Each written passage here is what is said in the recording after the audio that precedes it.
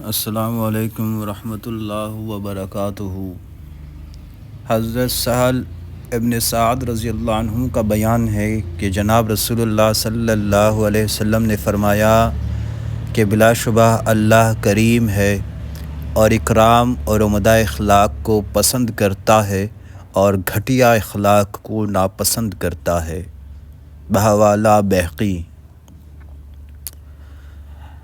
حضرت ابو ذر غفاری رضی اللہ عنہ کا بیان ہے کہ جناب رسول اللہ صلی اللہ علیہ وسلم نے اللہ کا فرمان بیان کیا۔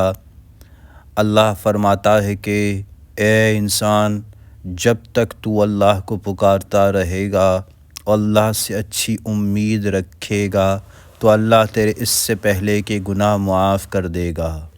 اے انسان، اگر تو زمین بھر گناہ لے کر اللہ کے پاس آیا تو اللہ بھی تجھ سے زمین بھر بخشش کے ساتھ ملاقات کرے گا، بشرط یہ کہ تو نے اللہ کے ساتھ کسی کو شریک نہ ٹھہرایا ہو۔ اے آدم کے بیٹے، اگر تو اتنے گناہ کرے کہ تیرے گناہ آسمان کی بلندی کو چھونے لگے، پھر تو اللہ سے مغفرت اور بخشش طلب کرے، تب بھی اللہ تجھے بخش دے گا اور اللہ کو کچھ بھی پرواہ نہ ہوگی۔ بحوالہ دارمی۔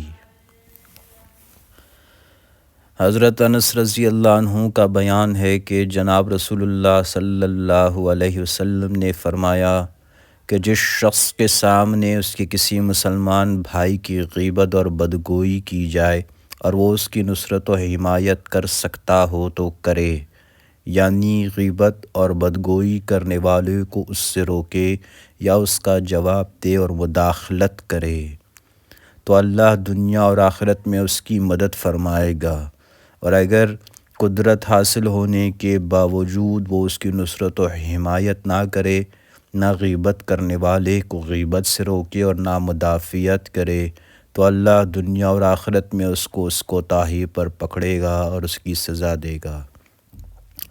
بحوالہ بغوی فی شرح السنہ۔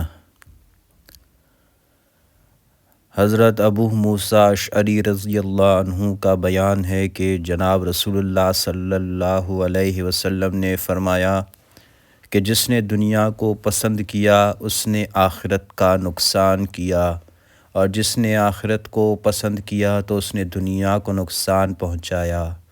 تم باقی رہنے والی چیز کو فنا ہونے والی چیز پر ترجیح دو۔ بحوالہ مسند احمد۔ حضرت عبداللہ ابن عمر رضی اللہ عنہ کا بیان ہے کہ جناب رسول اللہ صلی اللہ علیہ وسلم نے فرمایا کہ ہر شخص حاکم ہے اور وہ اپنی رعیت کے بارے میں جواب دہ ہے۔ حاکم وقت اپنے عوام کے بارے میں، ایک ذمہ دار شخص اپنے اہل خانہ کے بارے میں، عورت اپنے شوہر کے مال و متاع کے بارے میں، اور ایک خادم اپنے مالک کے مال کے بارے میں جواب دہ ہے۔ بحوالہ صحیح بخاری۔ حضرت ابو ہریرہ رضی اللہ عنہ کا بیان ہے کہ جناب رسول اللہ صلی اللہ علیہ وسلم نے فرمایا کہ جب بھی کوئی مسلمان اپنی حلال کمائی سے اخلاص کے ساتھ صرف ایک کھجور صدقہ کرتا ہے تو اللہ اپنی مہربانی سے اسے قبول کر لیتا ہے، پھر اسے بڑھاتا رہتا ہے، حتیٰ کہ وہ پہاڑ کی طرح یا اس سے بھی زیادہ بڑھ جاتی ہے، یعنی اس ایک کھجور کا بہت زیادہ ثواب اس شخص کے نامۂ اعمال میں لکھ دیا جاتا ہے۔ بحوالہ صحیح بخاری۔ حضرت سہل ابن سعد رضی اللہ عنہ کا بیان ہے کہ جبریل آپ صلی اللہ علیہ وسلم کی خدمت میں حاضر ہوئے اور کہنے لگے کہ اے محمد صلی اللہ علیہ وسلم، جتنا چاہو دنیا میں رہ لو، بالآخر دنیا سے کوچ کرنا ہے، جو چاہو عمل کر لو، ہر حال میں اس عمل کا بدلہ پاؤ گے، اور جس چیز سے چاہو محبت کر لو، بالآخر اسے چھوڑ کر جانا ہے۔ جان لو کہ ایک مومن کی عزت و شرافت راتوں کو اللہ کے سامنے جاگنے میں اور استغفار میں ہیں۔ بحوالہ الترغیب و التربیب۔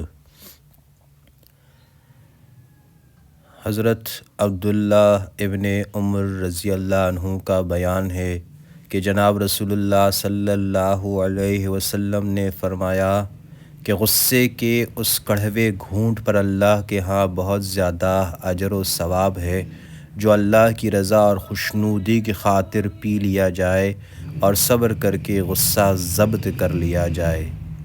بحوالہ ابن ماجہ۔